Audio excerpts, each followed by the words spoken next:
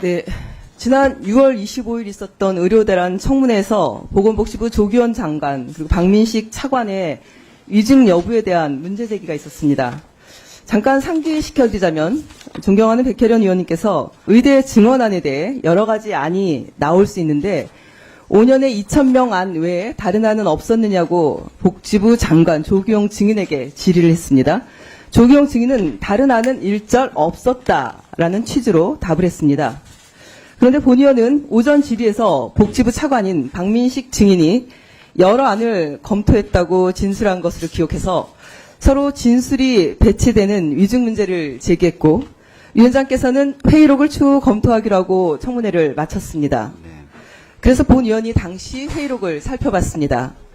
존경하는 박희승 의원님의 오전 질의에서 박민식 증인은 보시는 바와 같이 여러 가지 숫자와 방식을 놓고 토의를 했고 각각의 장단점을 토의해 2,000명 증언이 가장 합리적이라고 결론을 내렸다며 조기용 증인 진술과는 완전히 배치되는 그런 진술한 것을 명확히 확인할 수 있습니다.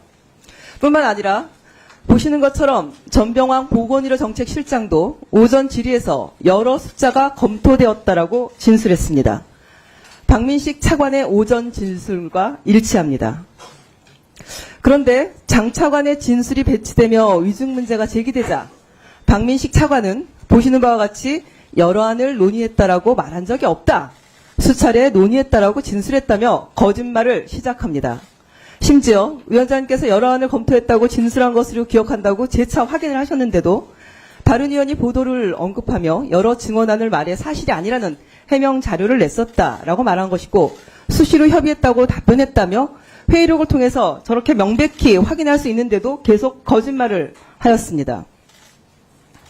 장관이 대통령의 경로로 2,000명 증언안이 나왔다는 의혹을 차단하기 위해 오직 5년 2,000명 증언안 하나만 검토했다고 하자 차관은 본인이 진술한 사실관계조차 아랑곳하지 않고 거짓말을 일삼았습니다.